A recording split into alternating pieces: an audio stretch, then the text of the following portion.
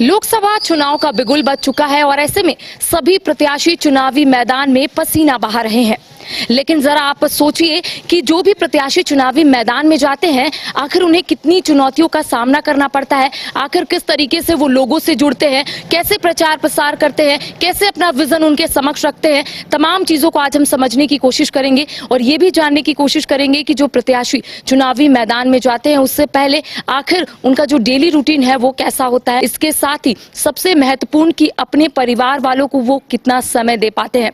जी हाँ, इस वक्त हम हजारीबाग पहुंचे हैं कांग्रेस प्रत्याशी जेपी भाई पटेल के आवास में। आज हम जानने की कोशिश करेंगे कि आखिर जेपी भाई पटेल सुबह से क्या करते हैं, दिनचर्या क्या रहता है उनका, कैसे लोगों से मुलाकात करते हैं, कैसे विजन लोगों के समक्ष रखते हैं।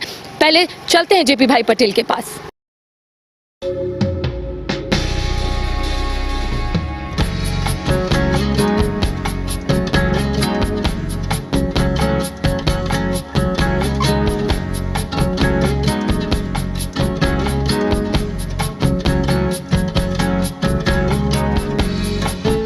एक दिन प्रत्याशी के साथ कार्यक्रम में आज हमारे साथ जेपी भाई पटेल मौजूद है। हजारीबाग से ये प्रत्याशी है कांग्रेस के। बातचीत करेंगे कि कितनी मेहनत लगती है, कैसे लोगों से मुलाकात करते हैं, कैसे अपना विजन उनके समक्ष रखते हैं। क्योंकि आप लोगों को ये जरूर सुनने में आसान लग रहा होगा कि जो भी प्रत्याशी है वो लोगों से जुड़ते होंगे, बातचीत करते होंगे और सीधा अपने घर आ जाते होंगे। लेकिन जरा सोचिए कि जो लोग ग्राउंड में है, जो लोग चुनावी मैदान में है, किस तरीके से पसीना बहाते हैं और लोगों तक अपना विजन रखने की कोशिश करते हैं। जेपी भाई पटेल जी हमारे साथ मौजूद हैं।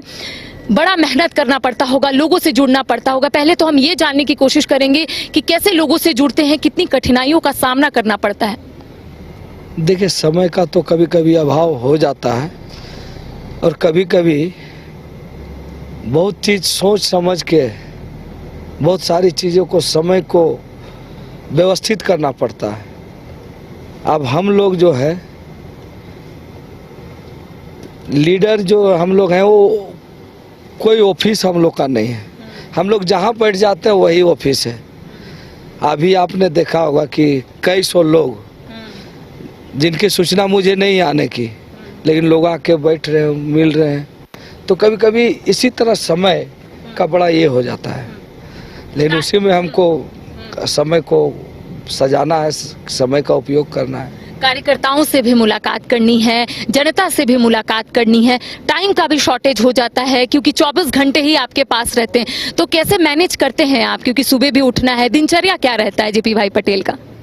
देखिए, एक भगवान ने तो एक चीज़, मुझे कभी कभी ऐसा लगता है कि मैं कभी भी क्षेत्र से आऊँ, जब भी लौटता हूँ तो 5 बजे मेरा नींद टूट जाता है।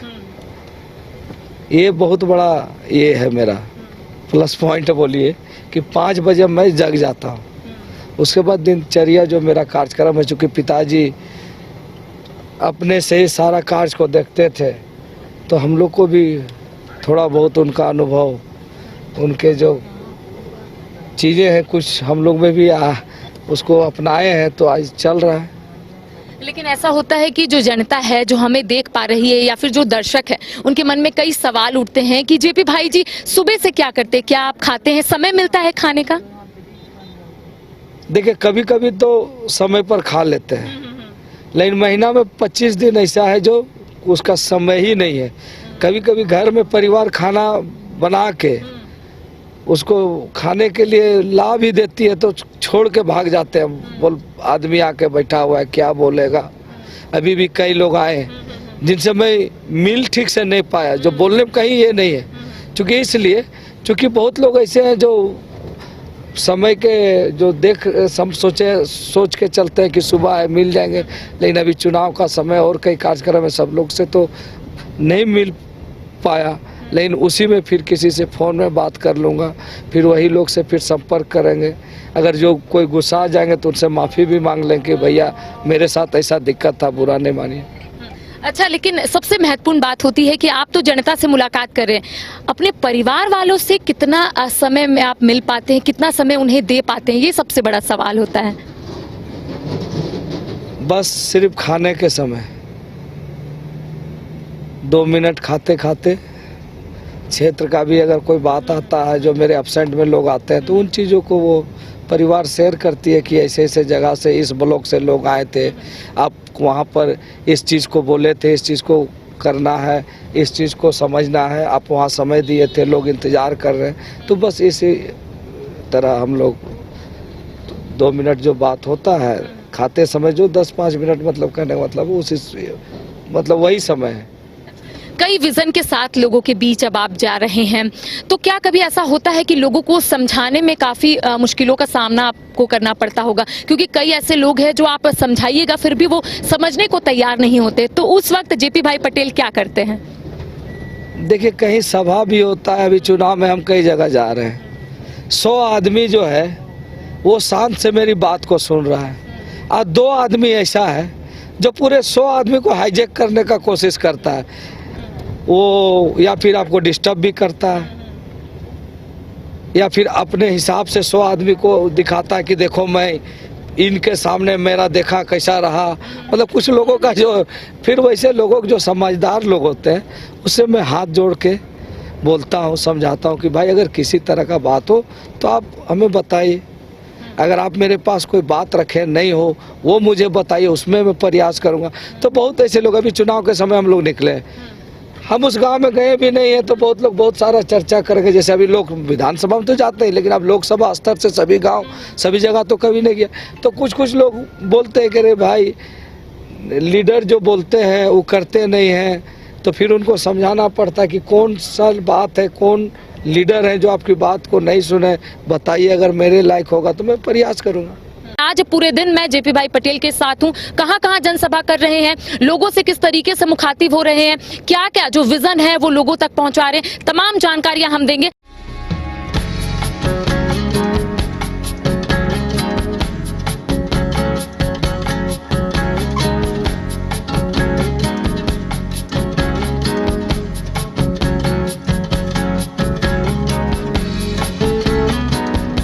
ब्रेक के बाद एक बार फिर से आपका स्वागत है। इस वक्त हम जेपी भाई पटेल के साथ पतरातू प्रखंड पहुंचे हैं। पहले आपको सुनाते हैं कि जेपी भाई जनसभा को संबोधित करते हुए क्या कुछ कह रहे हैं।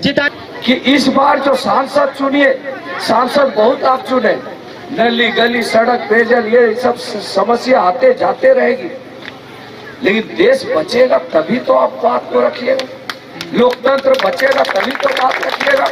आज आपके बीच में अम्मा बिटिया आई है, आपने विधायक बनाया है, संजोग से इनके माँ के साथ भी हमको सदन में बैठने का मौका मिला, इनके पिताजी के साथ भी बैठने का मौका मिला, आज इनके साथ भी बैठने का मौका मिला। लेकिन ये देश में पहली तनाशाह सरकार है जो उसके किसी भी चीज को, उसके गलत नीतियों का खंडन करता है, विरोध करता है, तो उसको फंसाने का काम करता है, जेल भेजने का काम करता है। आज आपके बीच में अम्मा जी है, चैनगड्ढा में मुझे वोट मांगने का जरूरत तो नहीं पड़ना चाहिए, जहां टेकलाल बाबू ने अपनी राजनीतिक पृष्ठभूमि को इस पतरातू एरिया में सींचे, झारखंड आंदोलन में यहाँ के कई लोग उनके साथ रहे, लेकिन आज जरूरत है देश बचाने के लिए। इस वक्त हम पतरातू प्रखंड के चैनगड्ढा में मौजूद है और हमारे साथ कांग्रेस प्रत्याशी जेपी भाई पटेल मौजूद है। बातचीत करेंगे कि जेपी भाई जी, जिस तरीके से आप जनसंपर्क अभियान के तहत कई प्रखंड कई क्षेत्रों का भ्रमण कर रहे हैं, कितना रिस्पांस मिल रहा है पब्लिक से? पूरा जनता का समर्थन है, और मैंने पहले दिन ही कह दिया कि यह चुनाव हजारीबाग की जनता लड़ेगी, और इसीलिए मैं बार बार कर रहा हूँ, हमसे कम पूछिए, आप जनता से सर्वे कीजिए, और किसी का ना होके न्यूट्रल होके पूछिए, जनता सब बता देगी। अच्छा, ये बताइए कौन कौन से मुद्दे को लेकर जा रहे जनता के बीच? आपने कई बातों का जिक्र किया। यहाँ हजारीबाग जो लोकसभा है, बहुत चीज़ों, अलग अलग क्षेत्र में अलग अलग समस्या है। एक तरफ से रामगढ़, बड़का गांव, मांडू में जहाँ कोयलांचल की समस्या ज़्यादा है, कल कारखाने खुले हैं, भारत सरकार के कई उपक्रम हैं, लोगों को न्याय दिलाना है। अब चल जाइए विष्णुगढ़, चौपारण, जहाँ पर लोग सिर्फ कृषि को ही, उनका एक कृषि एक कार्य जिससे लोग अपनी जीविका को और अपने को आगे लाते हैं, तो उन जगहों पर सिंचाई का व्यवस्था कराना, और यहाँ पर जो है जिन लोगों को न्याय नहीं मिला है, भारत सरकार की जो उपक्रम है, उन लोगों को, जो यहाँ के रैयत, विस्थापित, मजदूरों को, सभी को न्याय दिलाना है। अच्छा, विधानसभा चुनाव और लोकसभा चुनाव में काफी फर्क है, क्योंकि कई विधानसभा को मिलाकर लोकसभा क्षेत्र बनता है, तो कैसे, क्या लगता है कितना फर्क है दोनों में? निश्चित रूप से लोकसभा बड़ा ये क्षेत्रफल है, लेकिन जब जनता का समर्थन मिले तो सब चीज़ छोटा हो जाता है। तो देखिए इस वक्त हमारे साथ प्रत्याशी जेपी भाई पटेल मौजूद थे, अम्बा प्रसाद भी मौजूद है, बड़कागांव विधायक है। अम्बा जी यहाँ पर पहुंची हैं, अपना क्षेत्र में आप पहुंची हैं, लोगों का प्यार मिल रहा है, रिस्पांस कैसा है ये बताइए पहले। देखिए रिस्पांस तो बहुत अच्छा है और आप खुद आए हैं क्षेत्र, देखिए कितना लोग घर घर से निकल के भीड़ पूरा जमा हुआ है, लोग उत्साहित हैं। लंबे समय से लोग वंचित रहे हैं ऐसे प्रतिनिधि से जो लोग सोचते हैं कि हमारी आवाज़ दिल्ली तक पहुंचनी चाहिए। और यहाँ पे हजारीबाग लोकसभा की बात हम नहीं कर रहे हैं, हम पूरे झारखंड की बात कर रहे हैं कि यहाँ झारखंड की आवाज़ दिल्ली नहीं पहुंची है। तो हम लोग जैसे होता है कि लोग दूर का ढोल सुहावन, लेकिन अब समझ गया दूर का ढोल सुहावन नहीं, यहीं का ढोल सुहावन होगा।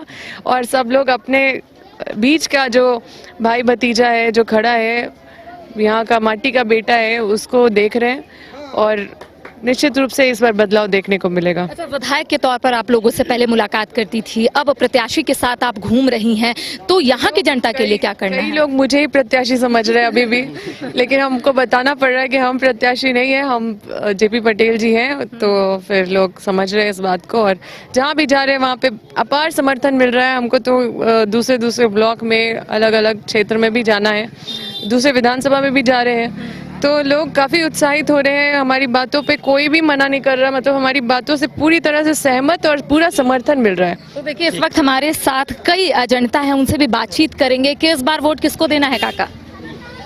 देंगे साथी, कांग्रेस को देंगे। कांग्रेस को देंगे। क्या लगता है कि कांग्रेस अगर जीत कर आती है, जेपी भाई पटेल जीत कर आते हैं, तो क्या कुछ आप चाहते हैं उनसे कि वो काम करें? करेंगे कुछ, आ रहे हैं तो करवे करेंगे कुछ, लेकिन इस तरह से नहीं करेंगे जो मोदी कर रहे हैं। चिनगड्डा की कई महिलाएं हमारे साथ जुड़ी हैं, इनसे बातचीत करेंगे कि इस बार किन्हें वोट करना है, क्या सोची हैं? इसी में देगा वोट हम। कांग्रेस में। मोदी जी क्यों नहीं? मोदी जी नहीं क्यों? यही है, गोदी निकाल लिया हमरा। क्या कुछ मिला नहीं है आप लोगों को? सिलेंडर ये सब कुछ नहीं? नहीं, देखो घर गिर गया है, कुछ नहीं मिला है। घर गिर गया है, इसीलिए मोदी को इस बार नहीं। दीदी इस बार किसको वोट कीजिएगा? हाँ, छठ में देंगे हम। मोदी जी क्यों नहीं? नहीं देंगे मोदी के। क्यों? घर गिर गया है तो कहाँ देंगे मोदी को? हम लोग का घर गिर गया है, टूट गया है तो कांग्रेस पार्टी को। कांग्रेस पार्टी को। जी। अगर जीत कर आते हैं जेपी भाई पटेल तो सबसे पहले क्या मांग रखिएगा उनके सामने कि आप ये काम पूरा कीजिए? विकास के मामले में। विकास जी। थोड़ा विकास नहीं हुआ है, पीछे है। नहीं, पीछे है, ये है विकास के मामले में बहुत पीछे है। किसको किसको वोट देना है इस बार? जेपी पटेल को देना है। कितनी उम्मीद है जेपी भाई पटेल? 100%। अच्छा, यहाँ वो पहुँचे, कैसा लगा उनको सुनकर? बहुत अच्छा लगा, उसके बाप भी उसके बहुत अच्छे थे। ये पापा जी भी अच्छे थे। हाँ, अच्छा, क्या लगता है जो वादा उन्होंने किया, सबसे अच्छा वादा कौन सा लगा? देखिए राहुल गांधी अभी जो तेलंगाना में जो रेवंत रेड्डी साहब बने अभी सरकार, वहाँ को महिला लोग का जो बस में फ्री है, ये बहुत अच्छा लगा। चलिए, और भी महिलाएं हैं, कई महिलाएं हैं, उनसे भी हम बातचीत करते हैं, उनसे भी जानते हैं कि आखिर महिलाएं क्या चाहती हैं। इस बार किसको देना है वोट? हाथ छाप में। हाँ। कितना उम्मीद है कांग्रेस से, कितनी उम्मीद है जेपी भाई पटेल से? उम्मीद तो बहुत लगाए हुए हैं, अब देखिए उस पर आप खड़े उतरते हैं कि नहीं। जेपी भाई पटेल जीत जाते हैं तो सबसे पहले कौन सा मांग उनके सामने रखिएगा कि आप जीत गए हैं, ये काम कीजिए, तब हम लोगों का भला होगा, हम लोगों के क्षेत्र का भला होगा? पहली मांग तो हम लोग को यहाँ का पानी का समस्या है, तो पहले मांग तो वही है, पानी है। उसके बाद रोड का, उसके बाद नली का। तब तो बहुत समस्या है यहाँ। समस्या है, और महिलाएं जो है सो यहाँ बेकार बैठी हुई रहती है, तो महिलाओं के लिए कुछ हो, घर बैठे काम मिल जाए, 2 पैसा कमा सके तो बहुत अच्छा होगा। किन्हें वोट करना है? कांग्रेस के। कांग्रेस को। जेपी भाई पटेल यहाँ पर पहुँचे थे, उनको सुनकर कैसा लगा? बढ़िया लगा, अच्छा लगा।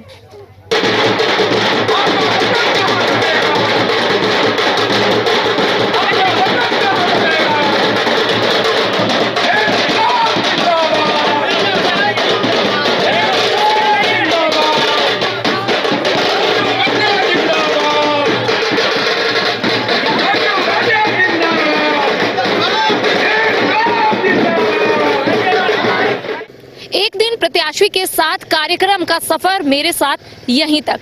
आज हम हजारीबाग प्रत्याशी जेपी भाई पटेल के साथ पूरे दिन रहे, चुनावी प्रसार को समझने की कोशिश किए, ये देखने की कोशिश किए कि अगर जेपी भाई पटेल कोई क्षेत्र, कोई प्रखंड या फिर कोई गांव जाते हैं तो पब्लिक का कैसा रिस्पांस रहता है। इसी तरीके से और भी प्रत्याशियों से हम जुड़ेंगे, उनसे भी जानने की कोशिश करेंगे कि उनका जनसंपर्क अभियान कैसा चल रहा है। सहयोगी नूतन के साथ मैं Karishma Sinha, news by scope, Hazaribagh.